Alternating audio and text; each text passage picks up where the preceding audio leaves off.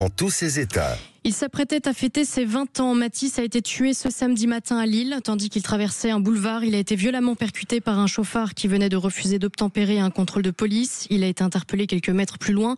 Il était suspecté d'avoir consommé du protoxyde d'azote au volant. Il a été placé en garde à vue.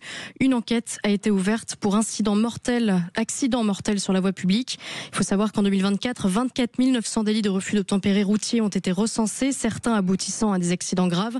Pour en parler, nous recevons aujourd'hui Amaury Bucco, journaliste police-justice à Valeurs Actuelles, qui reviendra sur les faits, sur les suites judiciaires de ce drame, sur le profil aussi du meurtrier. Et nous avons l'honneur de recevoir la maman de Mathis, Laetitia. Bonjour et merci d'avoir accepté de témoigner sur Sud Radio.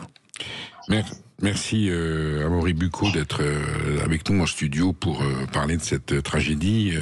Donc un jeune homme de 19 ans circule, il rentre chez lui.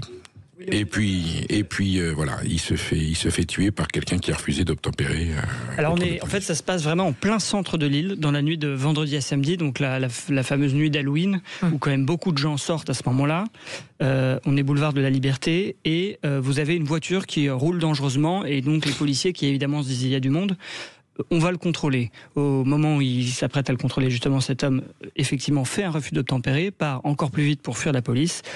Et croise la route effectivement de Mathis, donc 19 ans, qui rentrait de soirée avec ses amis. Ils étaient plusieurs, il traversait un passage piéton, lui était un peu derrière son groupe d'amis. Et il se fait extrêmement violemment percuter par cette voiture, puisque selon une source policière que j'ai eue au téléphone, il a été projeté sur 30 mètres. Donc c'est vous dire la violence. D'ailleurs, il y a une vidéo qui circule où on entend le bruit du choc. Et il aurait notamment percuté un arbre dans sa chute. Il perd connaissance, ses amis qui sont devant se portent immédiatement à son secours, tentent de le réanimer. Ce que m'a dit sa mère, c'est qu'il a partiellement ouvert les yeux, puis il est décédé dans la foulée. Et effectivement, le chauffard a très rapidement été interpellé dans la foulée. Et je vous expliquerai peut-être après qui est cet homme. En fait, le chauffard ne s'arrête même pas. Les policiers le demandent certainement d'une façon sonorement qu'il s'arrête. Et là, il accélère à grande vitesse, et c'est là où il percute.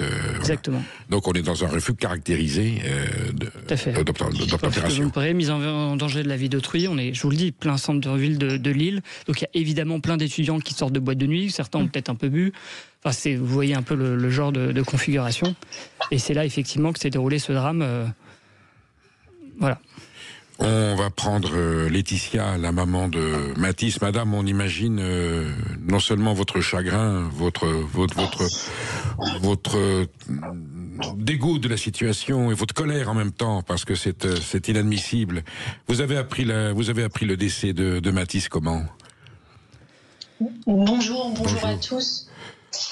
J'ai appris le décès de Mathis par son papa. Qui a été prévenu par les forces de l'ordre samedi à 7h du matin. Ils sont venus taper à la maison. En fait, on est séparés. Moi, je suis sur Courbevoie et le papa il est dans les Hauts-de-France, donc à côté de Lille. Et donc, il m'a appelé juste après à 7h30. Donc, quand le téléphone a sonné, j'avoue que je me suis posé plein de questions. Et puis, il m'a annoncé il y a quelque chose et je savais que c'était grave. Et voilà, il m'a annoncé que Mathis était décédé suite à un fauchage de voiture. Voilà. Que faisait Mathis dans la vie ?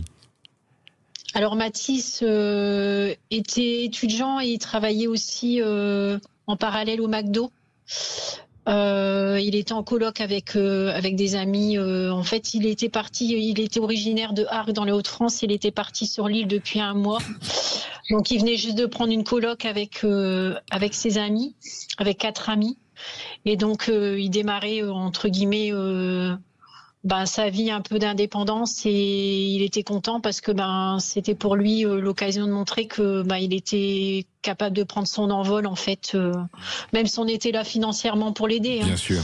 Mais c'était un gamin adorable et qui bossait au McDo donc de Marc-en-Barœul. Pour se payer ses études en partie, bien sûr. Et puis pour lui quoi, parce que c'était pour lui avoir un peu d'argent et nous aider dans l'aide qu'on lui donnait. Vous avez eu une démarche de la part des policiers vers vous, qui ont essayé de donner une information, ou ça a été assez succinct ? Alors j'ai envie de dire que c'est très succinct. C'est très succinct. Bon, ils ont appelé mon ex-mari pour lui donner des informations concernant le fait que la personne était en prison, que mon fils ne serait pas rendu de suite parce qu'il serait autopsié, donc qu'il est à la morgue à l'Institut médico-légal de Lille. Mais mon ex-mari n'a pas spécialement posé de questions. Et il les a eus seulement hier, en fait, où ils lui ont donné le nom de la personne qui était responsable de l'accident et du fait qu'on devait prendre un avocat pour les procédures. Mais c'est tout, quoi. On a seulement l'information comme quoi il est autopsié. On ne sait pas aujourd'hui ou demain. On ne sait pas quand le corps sera donné. Nous sera restitué. On ne sait rien, en fait. La tragédie absolue. La tragédie absolue. Oui. Oui, on a su plus par les vidéos qu'on a vues circuler. J'avoue que c'était un réel déchirement de voir ça. Par les amis aussi. J'imagine votre détresse, madame. Il y avait des amis présents aussi, donc on a eu beaucoup d'informations par les amis qui étaient sur place, notamment un ami qui a essayé de le réanimer. Et puis un autre ami, Jules, qui lui a voulu, en voyant le véhicule arriver, parce qu'en fait ils étaient un paquet d'ados ensemble et ils étaient un peu à la traîne. Et quand son ami a vu le véhicule arriver, il a voulu tirer Mathis pour le protéger. Mais la main a glissé, il n'a pas réussi. Donc il s'en veut énormément et Jules, il est très mal. Voilà. Mathis a été frappé de plein fouet, on est d'accord. Le choc a été d'une brutalité absolue. Oh oui. Et par un récidiviste en plus, une personne qui a un casier judiciaire énorme, qui n'a aucun scrupule. On va en parler avec Amaury Bucco. Laetitia, je rappelle que vous êtes la mère de Mathis qui a été tué samedi matin par un chauffard. Ça, oui.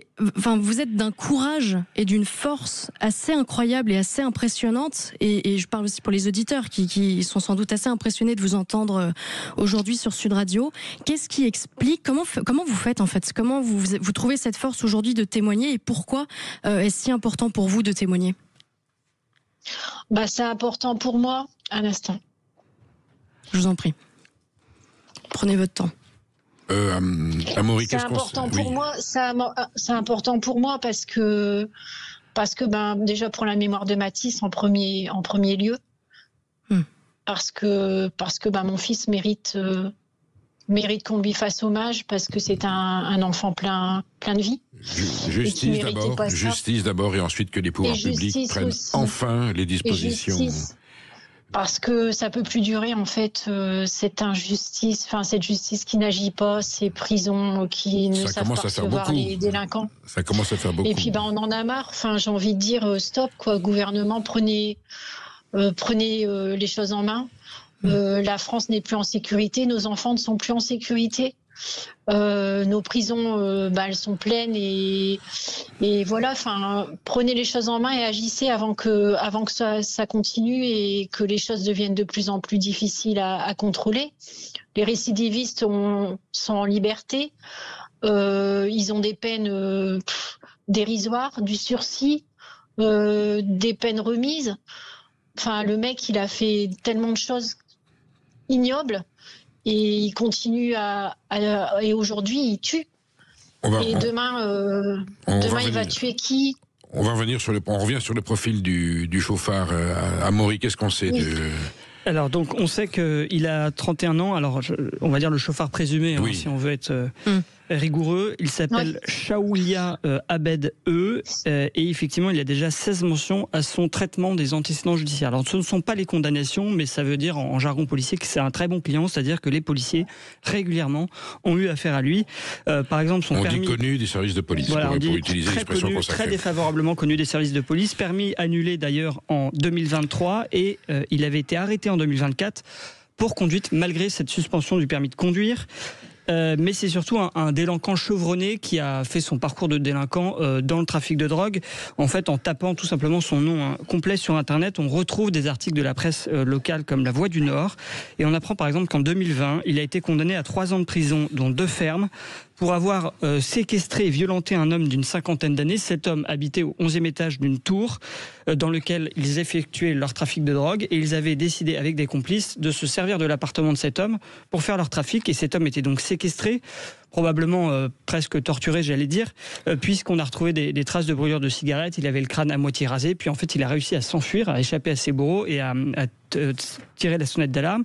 Et même encore avant, en 2013, la presse locale évoque encore son nom pour une affaire de trafic de drogue.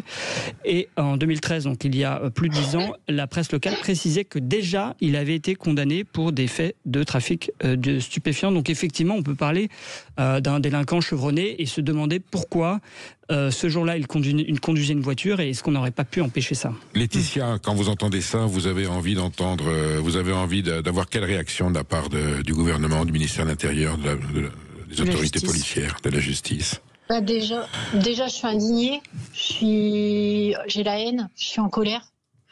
Et j'ai envie de leur dire que ça suffit et qu'il va falloir que vraiment ils prennent les choses en main. Et c'est pas du moyen et du long terme, c'est du court terme, quoi. Qui sera le prochain? On est en train de se poser la question. Qui sera le prochain? C'est ça, voilà. Quel enfant, à tous les gens qui nous écoutent, agissez aussi. Prenez les choses en main, prenez conscience que notre pays, il est plus en sécurité. Et j'ai envie de dire aujourd'hui, qu'est-ce qu'on peut faire nous à notre niveau pour que ça change et peut-être montrer justement au gouvernement, à toutes les personnes qui sont amenées à décider nos lois, à toute la justice, tous les gens qui ont action dans la justice, que c'est le plus important aujourd'hui, c'est d'agir vite et surtout pour les citoyens français, c'est de les protéger.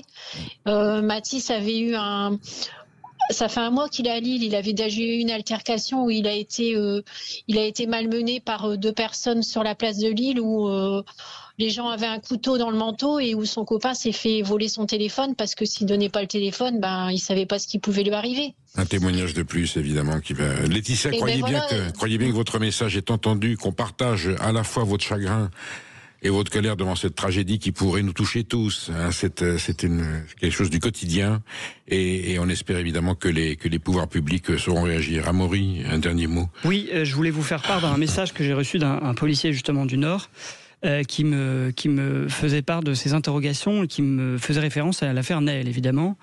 Et on se dit effectivement que face à de tels drames, le policier qui a tiré sur Naël, et là, il l'a tué, peut-être a-t-il lui-même sauvé des vies, mais voilà, on se rend compte que pour les policiers, ils sont face à une espèce de système très compliqué. On leur dit à la fois, il faut sauver des vies, mais on ne leur donne pas les moyens, forcément.